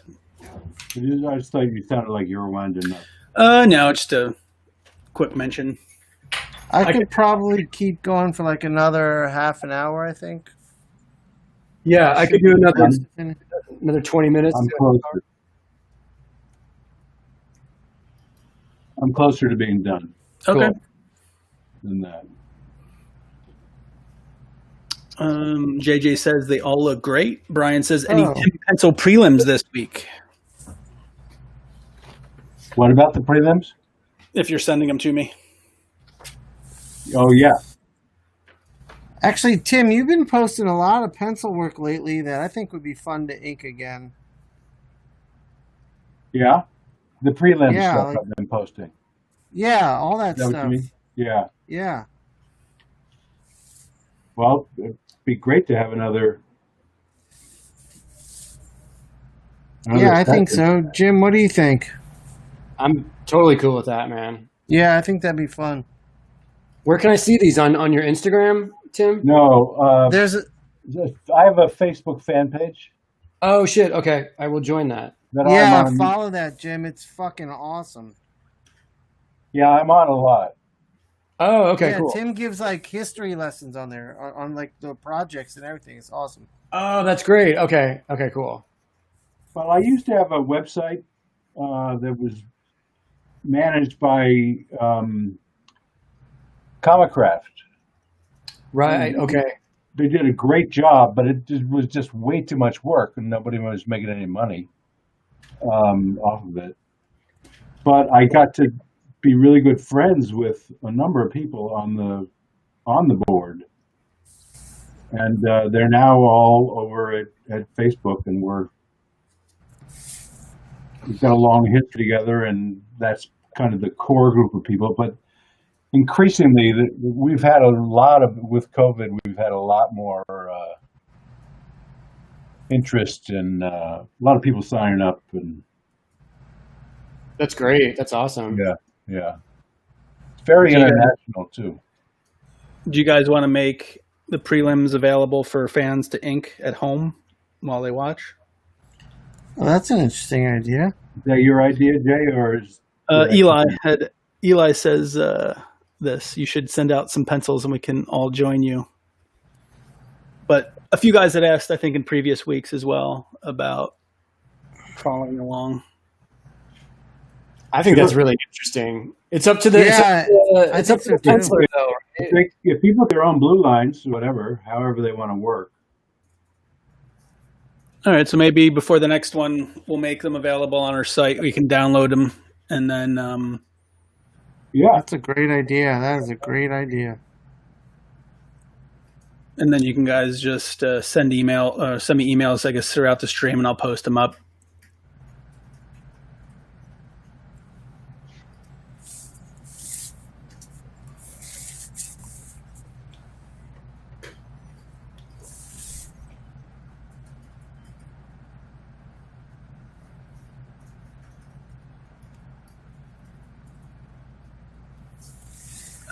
Reminder, these will go up on eBay in the next few days, and we will be donating the proceeds to Black Lives Matter charity. And Jim is donating his to Queens Feeds Hospitals, which sends meals and funds to local restaurants in New York and then goes and feeds nurses and medical staff at the local hospitals. So That's great. That's great. Yeah, I like them a lot. They're good people. They always we chat on Twitter and stuff. They're on Twitter, and they just seem like a cool crew. You know. Yeah, it's a great organization. So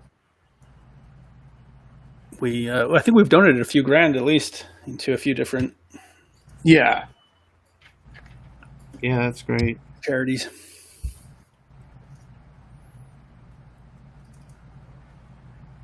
How did Cully's sale do for him?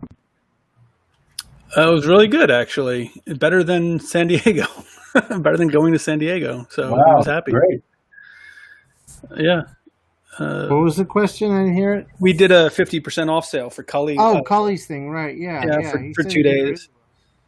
That's And great. I'd heard he bought a new computer off of what he. yeah, that was the impetus to raise some funds. His computer broke down, so we did some fundraising for him. So I told him he should get the lighted, the neon lighted one, but he didn't want to go for that. That upgrade. Well, and it also certainly helped that he had all that stuff lying around. Yeah, it was good. Some collectors made out with some really good art for really inexpensive. So I'm happy for him. I was going to buy something for myself, but then I forgot. I was too busy. too busy burning this stuff. Too busy packing up orders for him. Right. Had my Yeah, you've been on top of that. Doing really well with that, Jay. With, Thanks. posting stuff about. We're trying to keep focused here during these days. Yeah. I guess for anyone wondering, I'm heading up to Jason's a week from today to sign all the Kickstarter books. So if you're waiting for one, they should be there soon. Yes, and if you want a copy of that book, I'll post a link here. It's called Drip, and you get a free sticker with it. So Nice. Free you can't stickers. go wrong. You can't go wrong with a free sticker. I tossed mine, Jay. Sorry. Huh? I binned mine. I tossed it. Well, we're almost out of Dave. I don't know. We're out of Dave Johnson stickers. So I would have kept that. we got to make some more. I still have some Shawn Crystals and some Dan Panosians.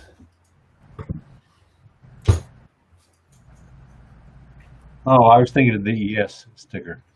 Oh, no, those got reordered.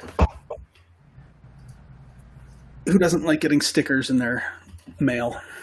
Me. Well, Depends on the sticker.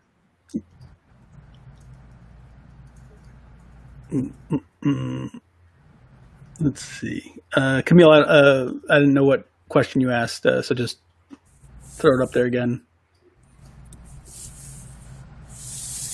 Tentacle monster. I'm not sure what. what it means.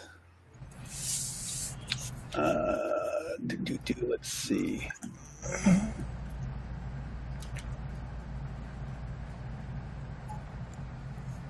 Yeah, a few people are checking out Drip. Thank you. Let's see. Awesome. Thank you. Thank you.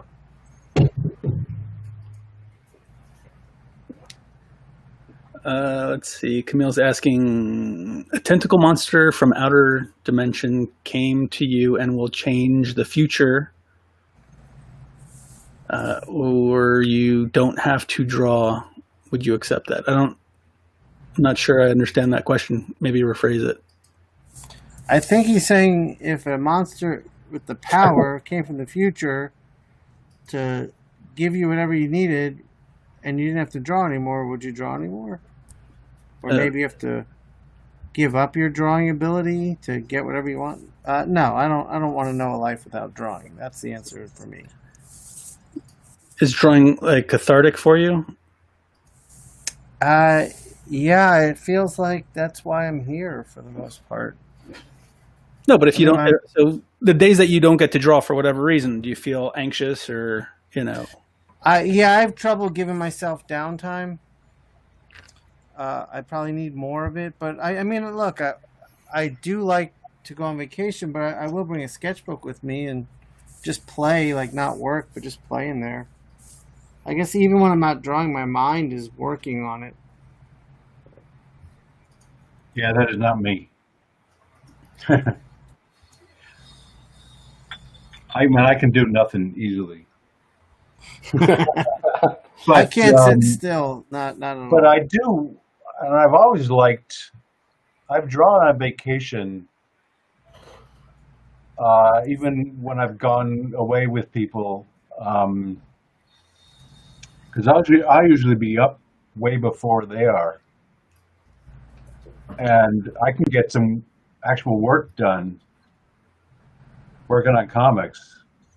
Usually, not inking; it'll be penciling or something, but or layout, Right. whatever. But and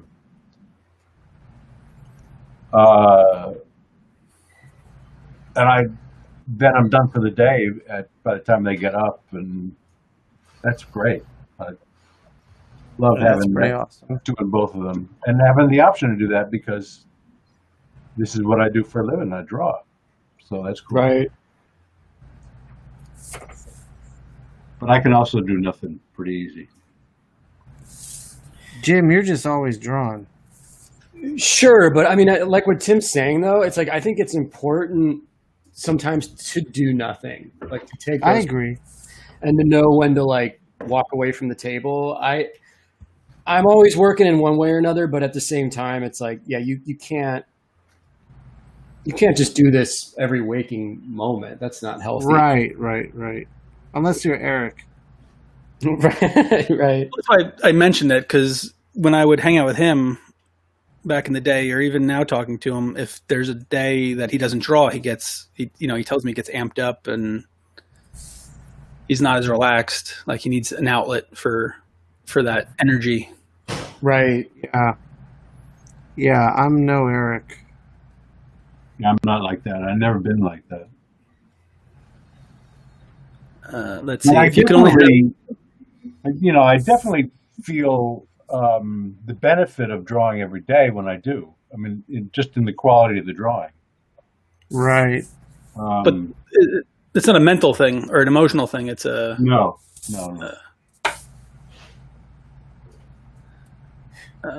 let's see. Michael's asking, if you could only have one inking tool, what would it be? Oh, that's easy. It's the brush. That's all I use anyway. Yeah, I go bro. with my calligraphy pen. This guy right here, man. This is the go-to. Get all these crazy different lines, But that's the exception to the rule. If you're an aspiring ink slinger out there, I would still say you learn how to use the brush. Don't get roped into this weird, scratchy world that I live in. This shit's not for amateurs, guys. Don't try to play amateur ball with the big league.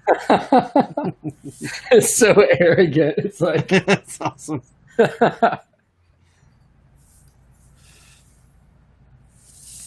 Now, once I learned, first became interested by seeing how other people did things, and outside of comics mostly, and the different ways you could use the brush.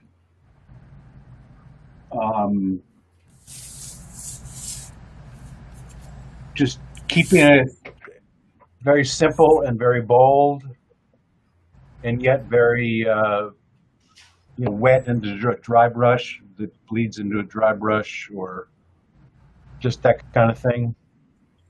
Only outlining half of the figure, leaving the rest to, for me, to wash or some sort of gray tone with graphite.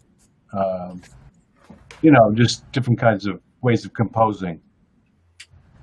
Right. And that would only work with a brush. If I had it be limited to one. I love the combination of the pen and the brush, but I had to be limited to one brush, definitely. Yeah. Hey, Tim, is there a time with the graphite that you specifically use that or incorporated into the execution of the inks in your work?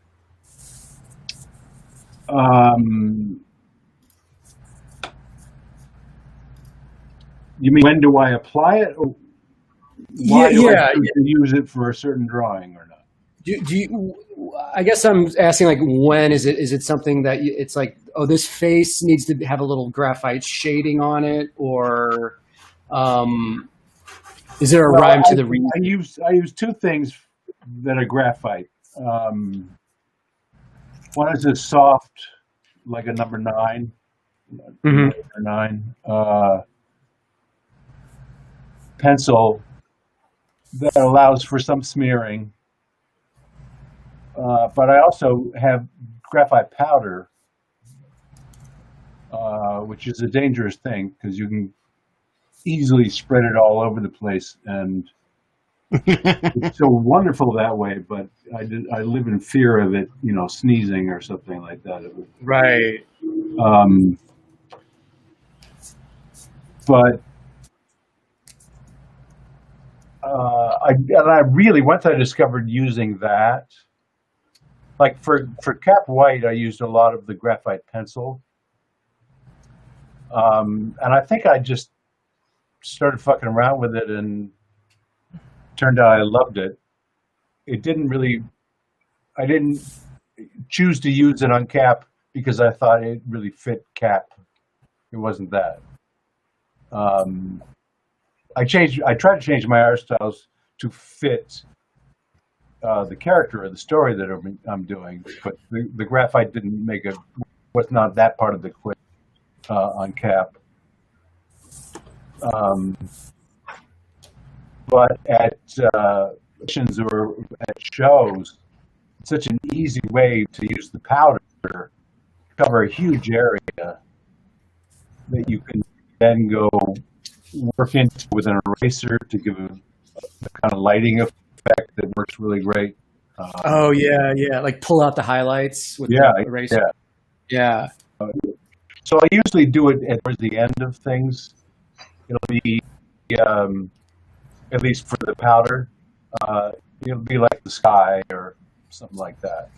It won't be part of the figure necessarily. There's a good question from Mikey. What was the most challenging part about inking Frank Miller today? What part I think we're all going to agree it's that damn arm. That damn arm, yeah. The cape and the arm. How much to show?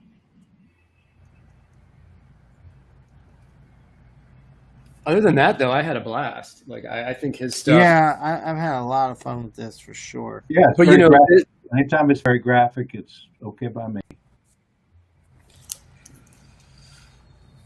This image, though, this one we chose with the Batman beat up and being all gritty, though. I mean, this lends itself to diverse inking approaches, I think. Yeah. You could go super scratchy on this and dirty. You could go clean, and it's still. Isn't Clean. Klaus's was really clean. Yeah. Was it? I didn't get to see it before he hopped off. I didn't see where he finished it at. Yeah, I didn't know that. Let me see if I can ask him to send me a picture so I can post it.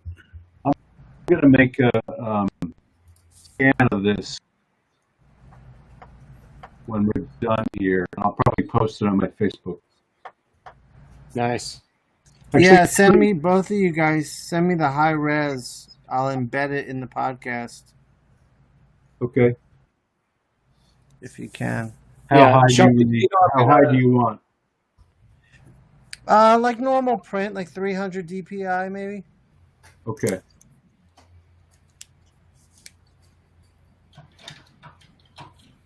You want a tip or a... Yeah, TIFF would be great. Okay. Shawn, I'm going to add a little paint to this guy, and then I'll send it to you. Yes, of course. You know me, I got to add a little. Yeah, you got to put a little spice on it, little sugar and spice. I got to add a little stank on it, and then. Yeah, you got to get the funk on it. Stank on it. That's awesome. I got to put my weight on it, man. Jim, I apologize to everyone else. You're not going to care about this. But did you listen to Psycho Last from the Beatnuts produced a Cool Keith record? No. I forget what it's called, but the cover is just a black cover, and it says Keith in red.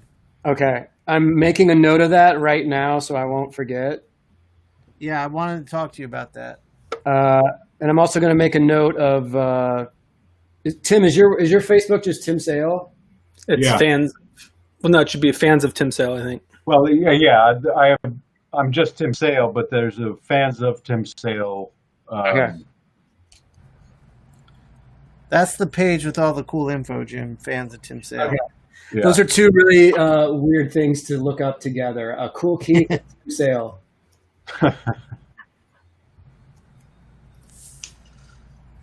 Benjamin Lee says, my inks remind him of David Finch. I'll take that as a... Yeah, I don't see that either, but... Yeah. I like David Finch, though. Yeah, I mean, it's figure work. I think what he really cares about is his figure work. Right. I think it really shows, and he's great at it. And he uses. I think what Ben has taught is that he uses a lot of black to cut into the form. Mm-hmm. The form itself casts shadows. It's also very graphic in that way. This quick note for Eli and Mikey, who are now wanting to join the fan group of Tim Sale. They ask, there's 3 questions you got to ask, or you got to answer. Two questions. Sorry, they just go back in and. Yeah, and they're very perfunctory. They're just they serve 2 purposes. One is because I'm interested, and the other is to weed out robots and spammers and people like that.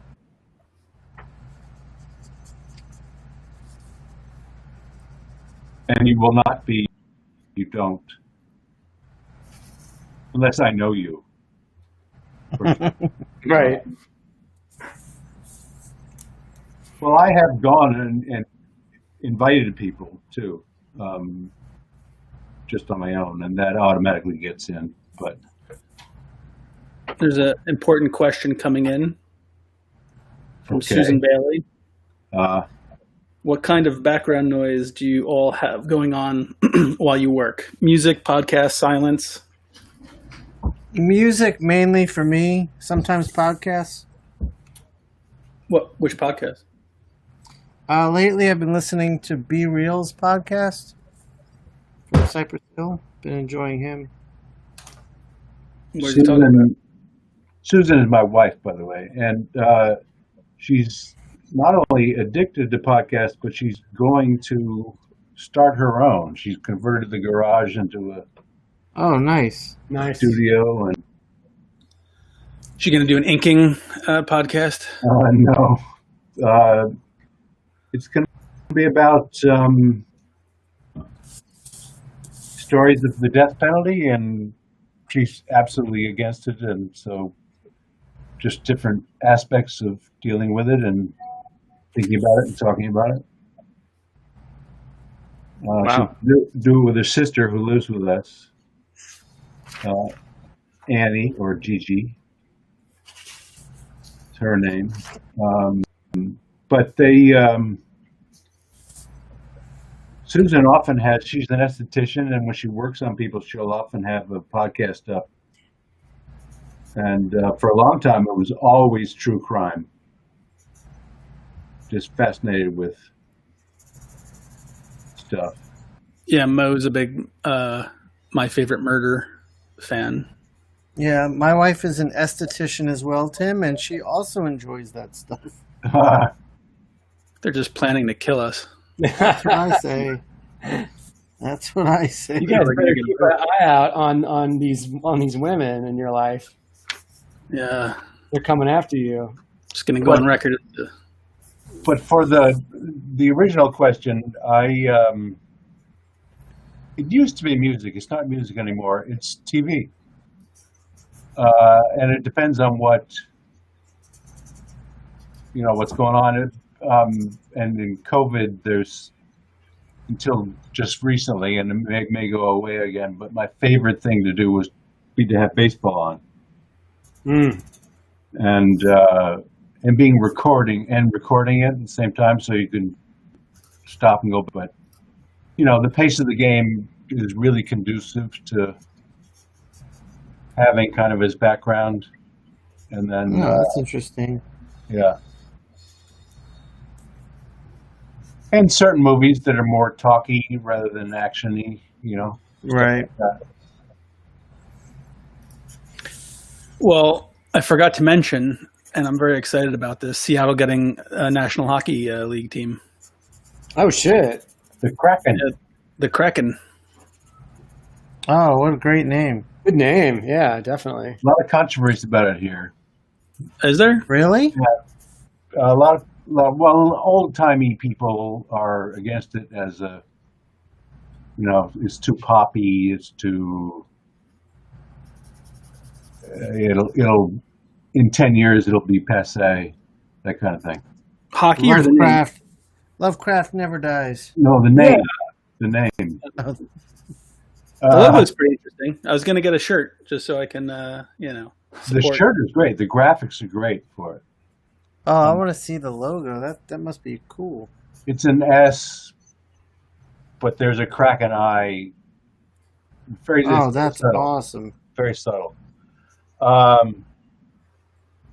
Anyway, and we used to have a pro team called the Metropolitans, which a lot of the old timers wanted. And I immediately thought, the Mets? You're going to want the Mets to be? Oh. Yeah, that name's already taken and has a bad connotation to it. Yeah, that's where but there's the other thing about that also really splits camps. Old timey people hate the fact, and youngsters love the fact that the fans are going to be called crackheads. And the stadium is going to be, the crack house. COA. Stuff like that. So The crack house. That's Wow, these people have really read into it already. I wouldn't even have thought of crackheads, but okay. well, I wouldn't have either. But there's they put it up to a public vote, and I guess it was kind of a runaway for Kraken. But they're really two camps: the old timies and the Right. I think it's a cool name. I dig it. I I do mean, too.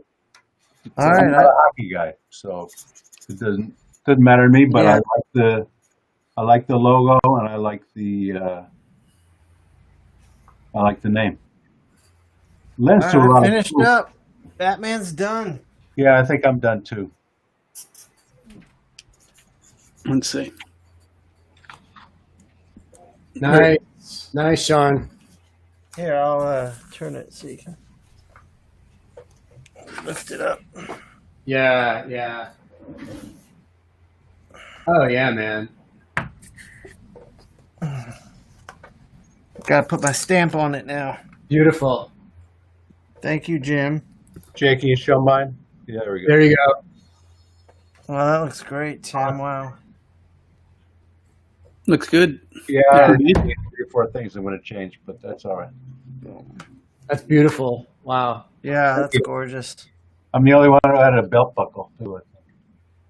Oh, you did go in there with the belt buckle. Nice. Nice touch. It's interesting you did that, Tim, because there is a lot of black space in here, right? Yeah. I was thinking like maybe should there be, but I don't know. That's great, man. No, it's so Yeah, Jim, you textured. crushed. It's so textured that it really does matter. Thank you. You crushed it, Jim. Thanks, buddy. This was fun. This was really fun. Yeah, Yeah, this was a lot of fun. and I'm going to ink the other one too. Which one? The one with the arrow, and Oh yeah. I showed that, right? Yeah. That was Well, before we were on, I think. that one is more like a layout almost, right? It's like an It was a sketch Yeah. cover. No, It was a sketch cover. I penciled it. Let's see. You see it? Can you Yeah. Oh yeah. Yeah, wow. Yeah, you went in there, Tim. And I think I'm gonna make the background black, the whole thing, and then the wires or whatever white. Nice. Definitely. Nice. Very cool. Very I cool. just really like the idea of this one. Yeah, it's an interesting and weird composition, right? Yeah. Now, guys, I don't like- discount this There's other. a word balloon that says "bad day," and that just cracked me up. And Yeah. Shawn, What did were you, you going to say, other- Jim? did you see this other Batman piece I did while you guys were working? yeah, I did. No. That's awesome. You go This is a terrible dry Sharpie Batman freestyle, and then a slightly less terrible, fully armed paramilitary angry Batman. Oh, that's cool. I like that. And these are both straight to ink, right? Yeah. Yeah. That's nice, Jim. I like that. So there we go. It's a fun day. Productive. So Definitely. everybody out there, I'm going to make copies of these and put them up on the FAM site. I'll probably put up the pencil version of the one where he's upside down until I ink it, and then I'll put up the inked one. This was a lot of fun. Yeah, so for all of you guys asking, these will be up on eBay in the next week or so. Just check with the social media for Jim and for myself and all the other guys. Yeah. When that is, we'll try to give a heads up. And yeah, thanks for coming in and hanging out with us. Hopefully we'll do this again in the next week or two. Everyone, in the meantime, stay safe. Wear your masks. And we'll be back soon. Thanks, everyone. Thank you, guys.